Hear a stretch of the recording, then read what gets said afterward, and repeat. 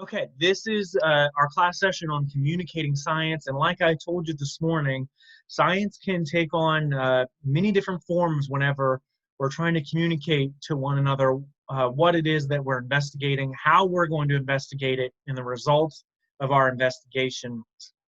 And so in this video, I'm going to go through multi-grade level uh, techniques for getting students engaged in writing, and particularly writing that results in the production of science or scientific writing, or things that have a purpose uh, for people as a result of scientific investigations, and how we communicate to people using writing uh, in the public at large. And so we're going to start with our elementary types of things, but before we do that, why have writing lessons for science? And so the biggest reason is that scientists, like I mentioned just on the last slide, engage in the collaborative learning process through writing. That's how they communicate with one another. They're not always in the same location. They're not always working for the same company.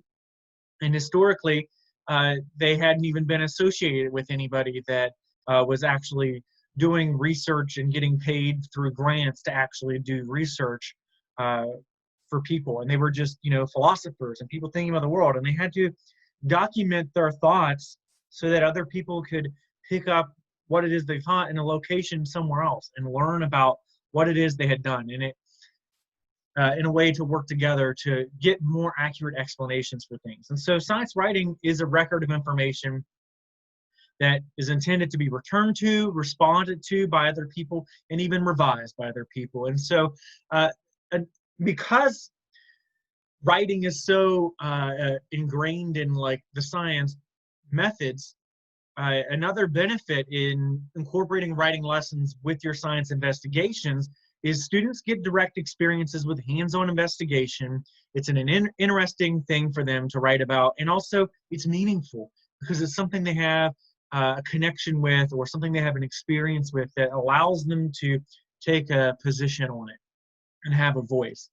And so the second thing here that I've listed of why we should do writing lessons for science, well, students practice their careful use of language to convey their meaning behind things. Whenever there's scientific terms involved, they have to construct ways of thinking about how they're going to explain those words and explain those concepts to people. And it's a very powerful metacognition skill for students when they're writing in science.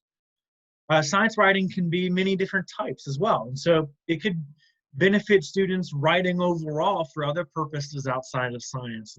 Science writing can be expository, it can be narratives, it can be persuasive, and it can even be descriptive. And so all four writing types can be done in the science classroom.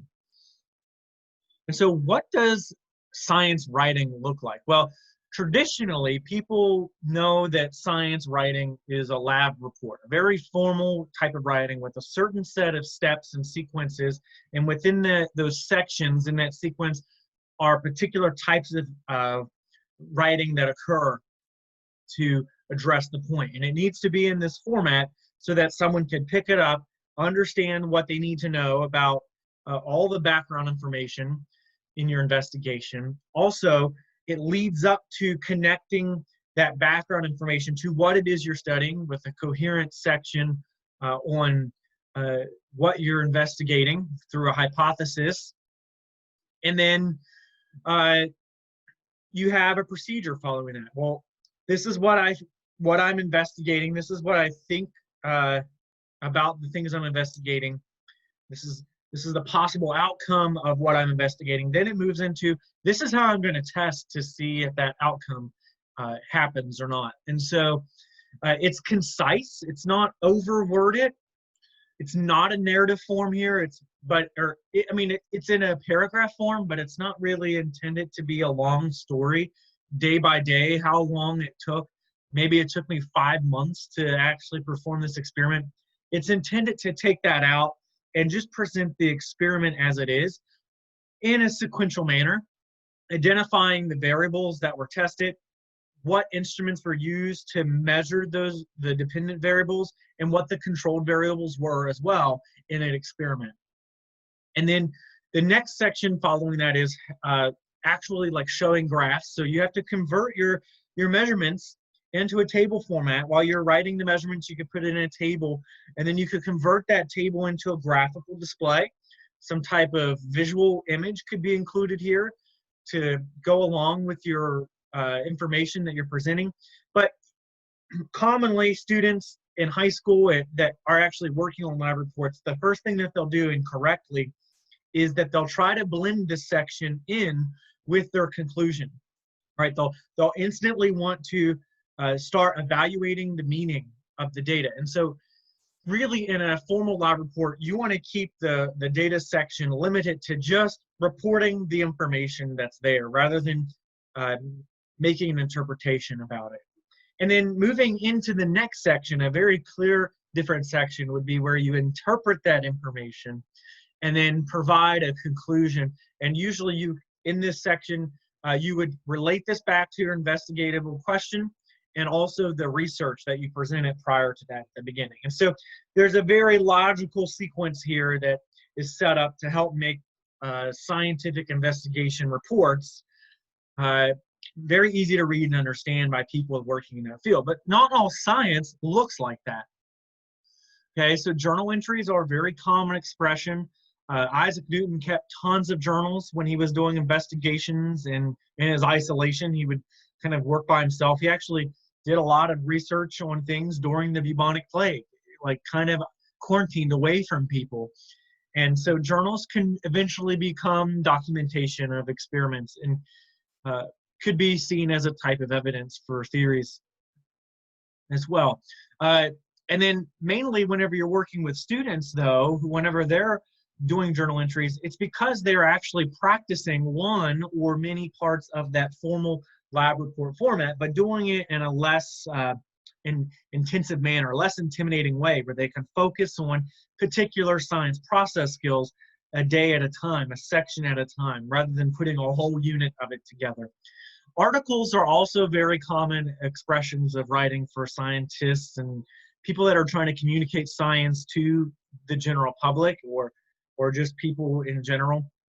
And so you have to understand science content and be able to translate that information, explain concepts, explain models involved in that writing. And it could also be argumentative and persuasive whenever it becomes a political matter, right? Particularly one particular, like matter like that could be this discussion on climate change. And so using scientific information to write persuasive and argumentative articles is a thing. And so there are multiple types of dilemmas and ethical dilemmas that you could pose to students as well to give them that opportunity to write in that format in science content.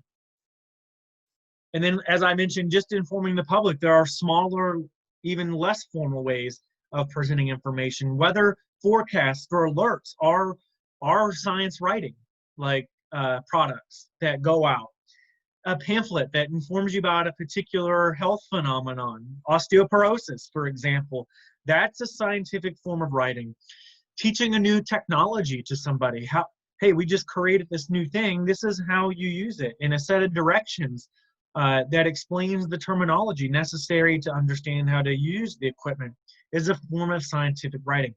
An infographic on the importance of bees. And so what are bees? What are the parts of bees? What's the ecosystem of a bee? What do bees eat to live and survive?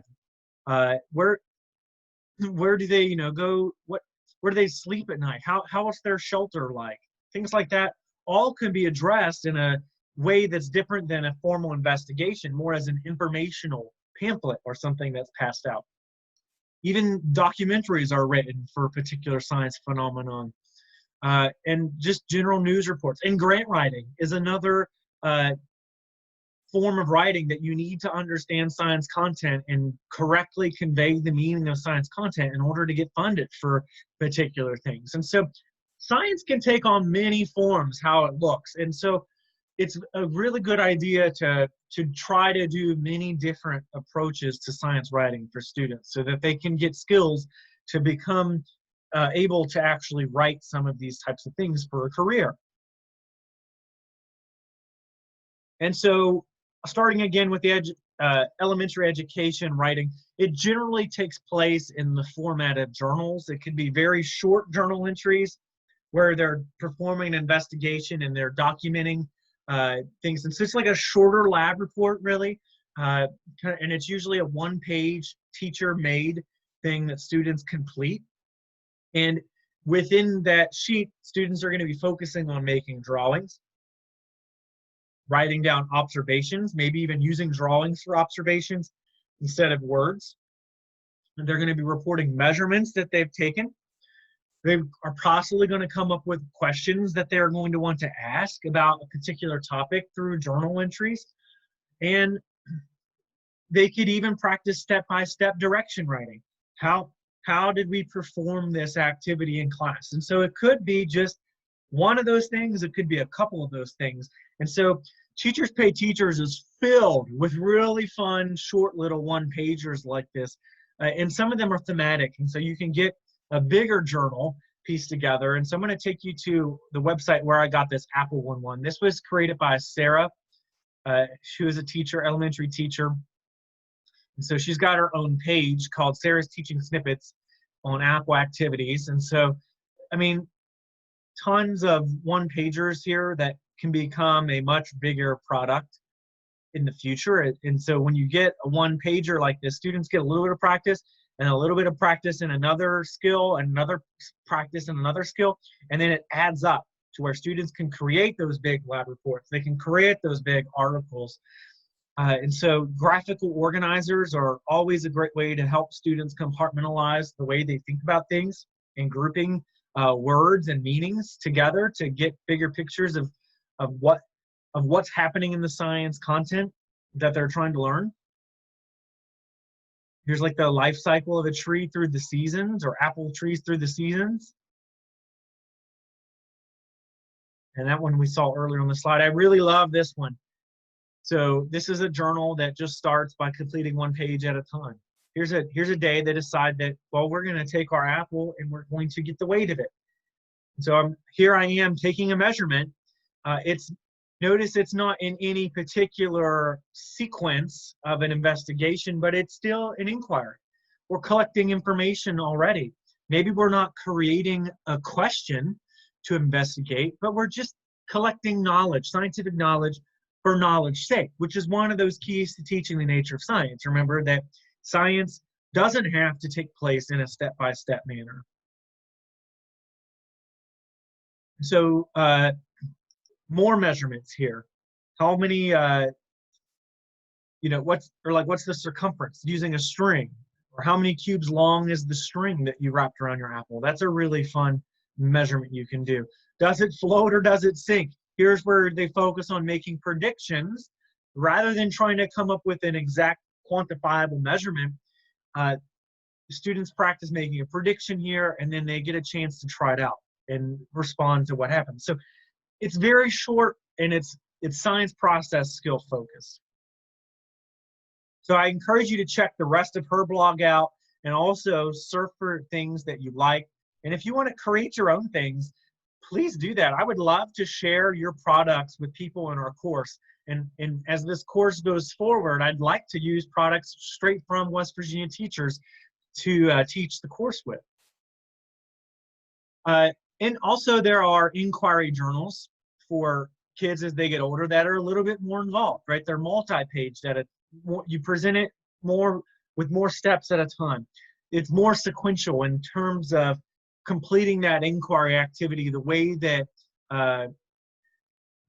you can incorporate all those process skills in if possible. And it still focuses on the science process skills, and it also is intended to document the order in which the investigation takes place. And so that Apple Journal, the Apple Journal one, is actually really good for younger kids to kind of model your journals after.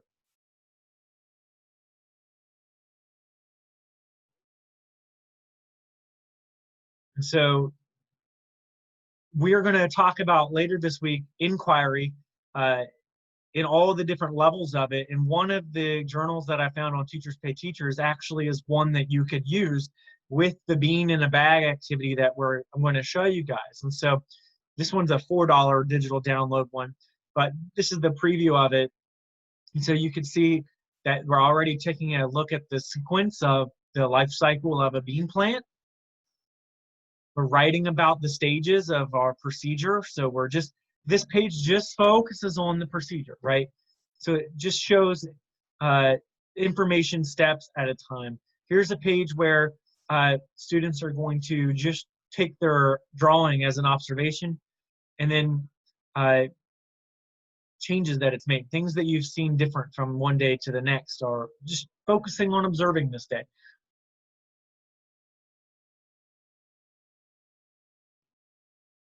And so another idea that I have for you guys that I found that I've heard about also and love to do, and that's science picture of the day. And so how this works is students actually get a picture each day, and you break the page into 4 sections where in one section, they write all of their observations in the image. And so they get a chance to focus on just making scientific observations. And then they have another section where they make inferences. So this helps them, again, with understanding how to write an observation versus how to write an inference, and how to separate the two as 2 different types of information. And so questions that they have about the picture. So this is a great way to get students asking questions. Remember, science is a very creative endeavor. Another one of the keys to, or the attributes of the nature of science. And that's really something that is a really important skill to teach students. Whenever they're in school, they oftentimes get questions provided to them and procedures that they can come up with, or procedures that are given to them.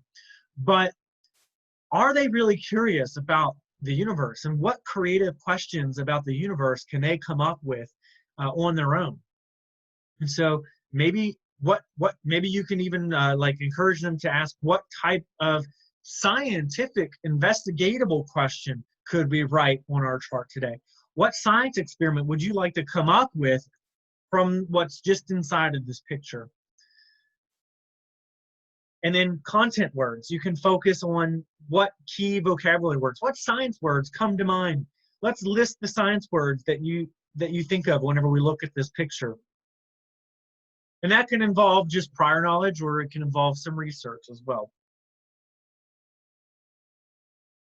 So we've covered already journal entries. And so I want you to realize that, and also investigatable questions with that last one. I want you to realize that journal entries do help students with pieces of this formal lab report, right? And so it links directly to writing a procedure. If you can get the students to record daily what they've done over a sequence of time, or if you just have a one-day experiment and have them write in order the steps that they completed. And this is usually best done like after you've done the experiment sometimes, because that helps students get all of the experiment wrapped around their mind, and they could focus on just the important things that need to be included in the procedure. You know, you don't have to write everything, like I got up and walked over to the counter. Doesn't need to actually go in the procedure. Okay, so now let's talk about what you can do to help students get better at recording data and writing strategies. So my big thing is describe the data. Yes, graphs and charts should be constructed so that they communicate their own visual information, and that you should be able to look at a chart and understand what it's telling you. But students actually need practice describing information displayed by visual data in order for them to actually understand what that visual information is telling them down the road whenever they're looking at someone else's information from an experiment that they don't completely understand. And also, in formal lab reports, it is common practice for you to describe the data, how you collected it, what it means, but also just what's there in front of it. And so let's just describe what it is. You could just write a description, like a summary of what this page means, or what this page is whenever you look at it. So, for example, we've had a look at this particular picture earlier in the class, and so we could focus on writing about just this product. this bar graph shows the number of different colored candies counted in a single bag. That's a great way to start writing your description for this.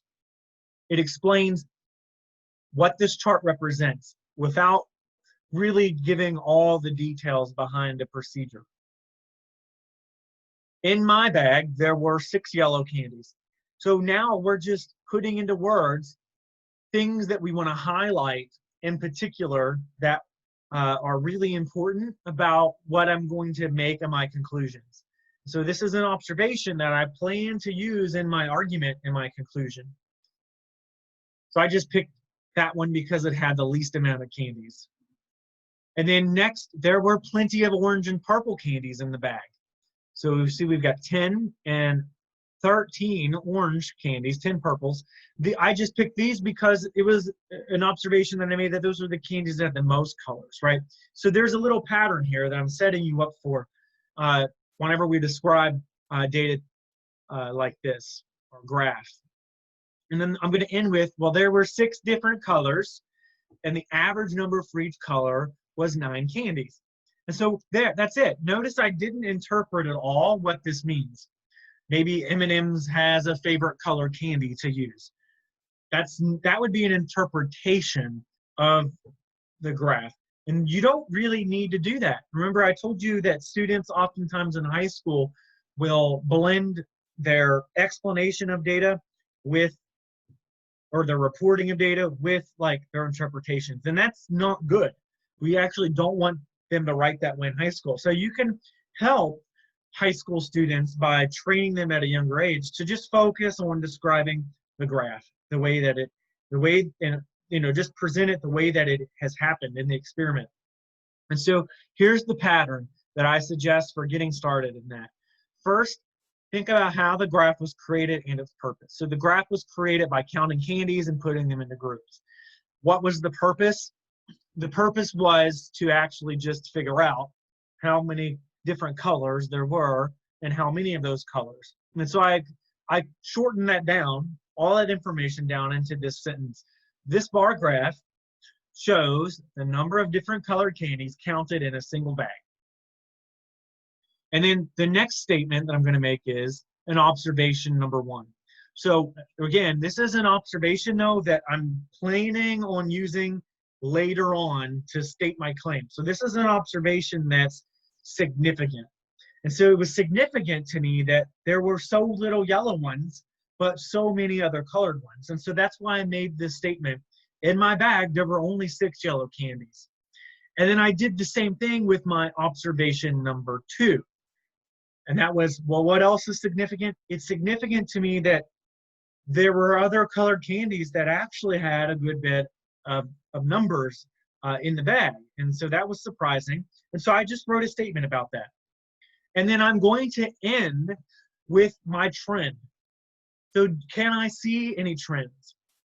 Well, it looks to me like most of the colors are about 8 or 7. And it was surprising that there were some beneath that, but there were also some further above that. And so I wanted my trend to be about the average of the candies in this situation.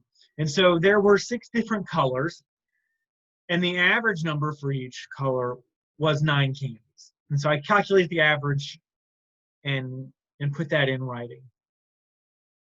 And you could also show your calculations in a calculation section in a lab report, but we're just focusing here on representing the information that is shown in the chart. We don't want to actually get too involved with this. Okay, so now let's talk about a way that you can explain concepts using models. And so models usually occur in sequences in science. So there's usually this is how it starts, this is how it progresses, and this is how it ends up to the point to where something happens that we observe, right? So it's showing a progression is usually what models do. And so you can even just give students models and ask them, after you've taught content, you can say, well, here's the model. Let's write a step-by-step set of steps to explain how this model works. This is a really good way to get students formulating their own models as well. So first, it's writing about models that exist, and then it's turning them into sequences for their own models. So you could write a mid-latitude cyclone starts whenever a cold front and a warm front are aligned with one another. The cyclone begins to develop after rotation begins, and cold air moves south while warm air moves north, allowing the winds to rotate around and generating a special cold front and a specific warm front.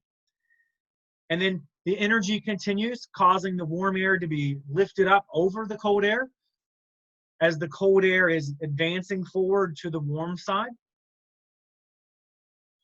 And then you see the point here, you can keep going on. And so eventually all of the cold air finally displaces the warm air above the cold air, and then the storm begins to die out.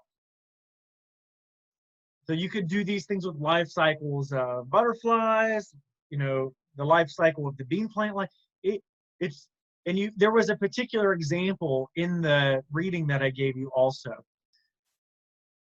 earlier in the class that shows how you can do that with ladybugs. And so that resource, by the way, while I'm talking about it, I'm going to stop and bring it up. There are some really good things in there if you click. You have to click in and open up a new page, but there's more in there than what meets the eye. And so here I love this little post-it note question asking activity. This is a good way to get students thinking about what questions they have and how to translate those into investigatable questions. Oh, I love this organizer too. This is kind of like a follow-up activity. So you've taught them all about worms, and maybe this is a way that you assess their understanding, but it also gives them an opportunity to, you know, write scientifically. There's the sequencing one, the life cycle one. Here's a one-pager that just is for students to record observations during an investigation. So what happened with the sandpaper? What happened with the paper towel? What happened with the foil? That's a nice short journal. But down here, these videos are great. So if you haven't checked these videos out, click on them. There are 2 videos, and it shows you exactly how this teacher implements these writing strategies with journaling on snails and also magnets in her classroom, and the conversations that she has with her students. And they're short, but really good. I like that was available. I'd like for us to produce something like that as well. So if you're interested in doing something like that, it's not required, but if you have an opportunity to do that, let me know. I'd love to collaborate with you and help you produce something like that.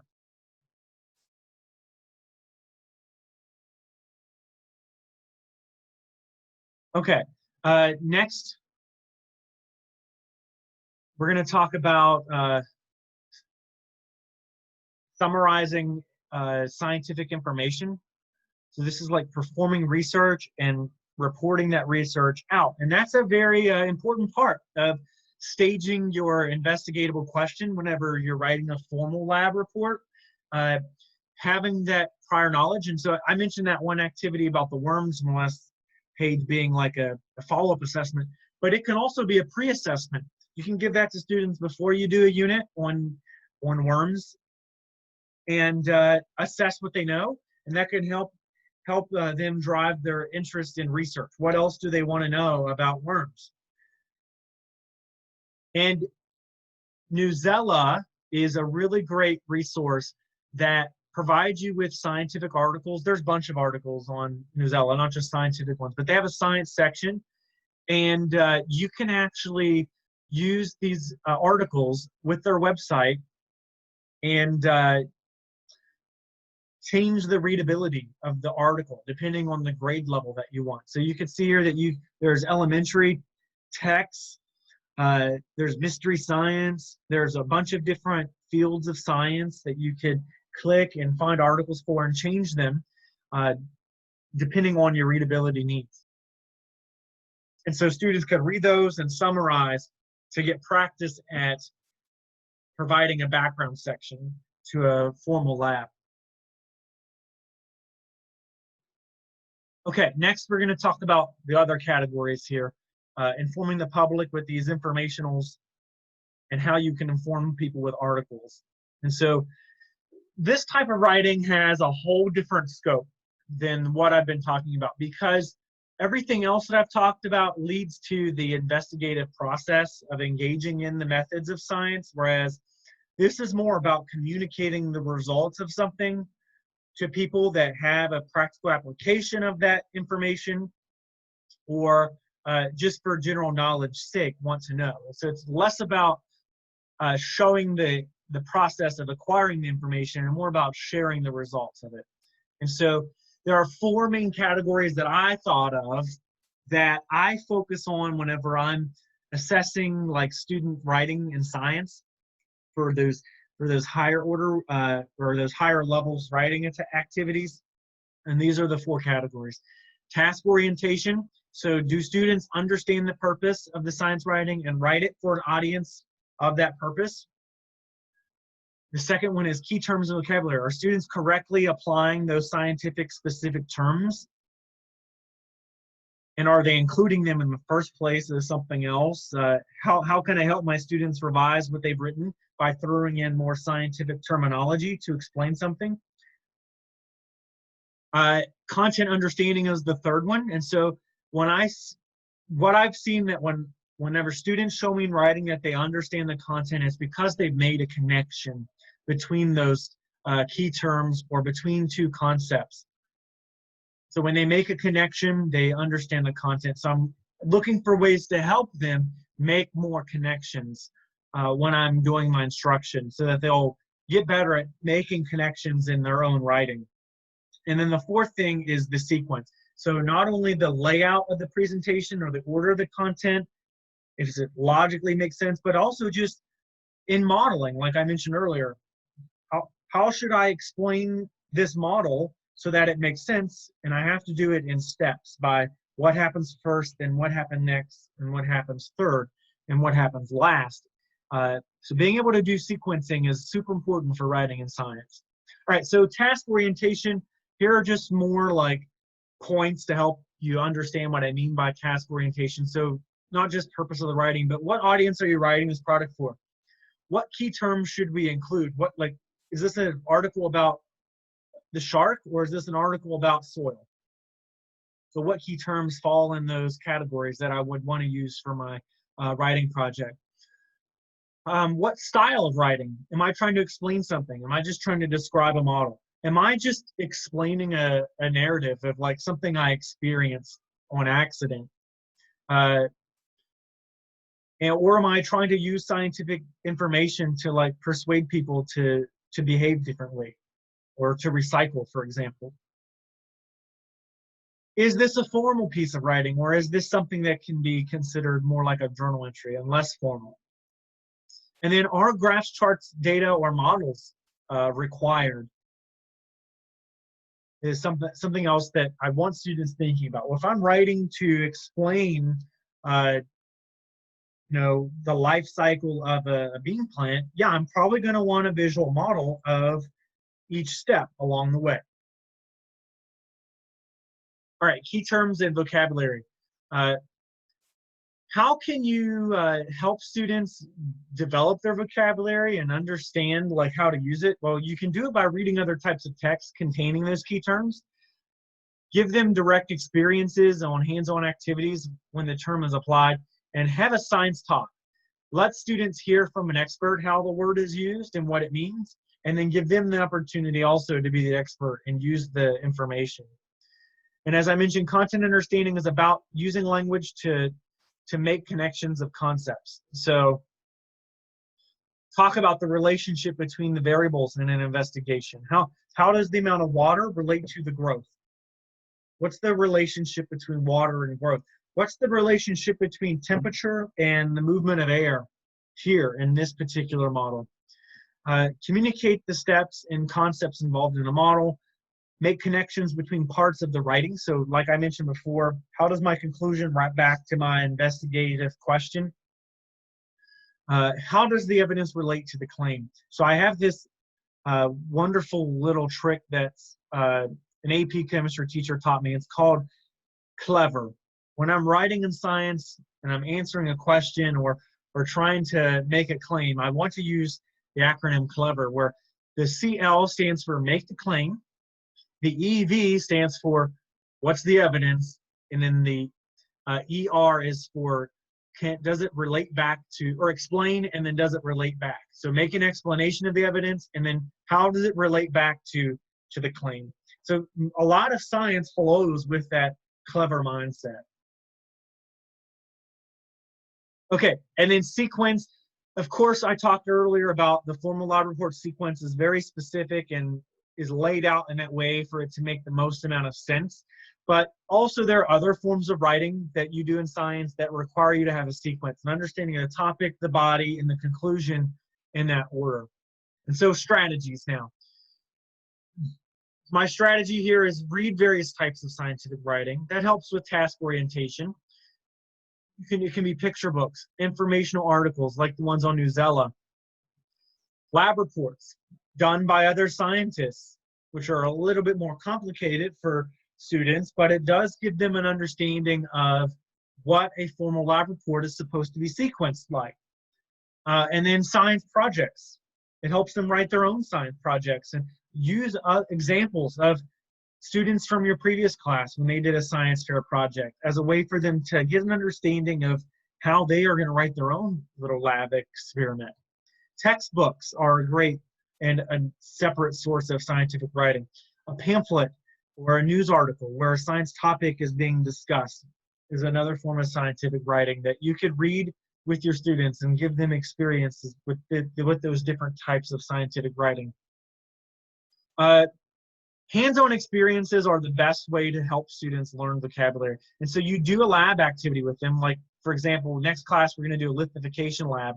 And in that lab, what you're going to do is we're going to model the process of lithification. And so that's where sediments are compacted together. And then there's also a cement mixed into the mixture that is compacted with the sediment. And so the compaction of the cement with the sediment is known as lithification. That's what that is. And so by identifying that word while you're doing the activity in a sequence where you explain to kids, okay, we're going to lithify a rock.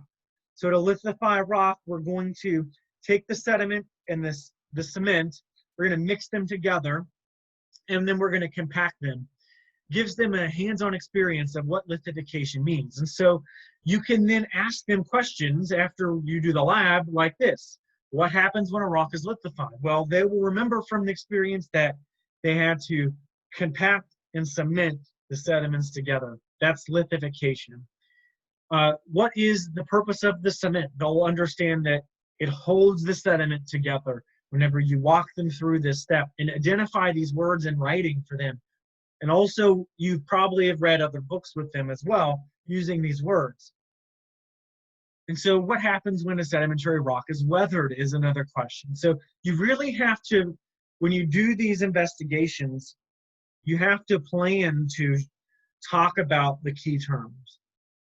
That would make this more effective. Writing them on the board in the process. Explain to them, we just did lithification. We just lithified a rock, and this is how we did it. It helps them get that experience. And I'm sure that relates to other types of reading vocabulary words as well. The students aren't going to understand what something means until they've had an experience with it before. You can tell them the word apple all they want until they've held an apple in their hand to know what an apple is. And so it's the same way with science terms. So what about improving connections? Well, graphic organizers and concept maps help us show connections between words and ideas. So this is like an example of a flow chart that I made where I have, you could have like a list of words on a particular unit on the board and be like, okay, class, let's work together to make this flow chart. So which one of these words do you think relates to the most amount of words that are on this list? And then you kind of make branches off of that word from that point. And so students can really get an idea of classifying particular things that way.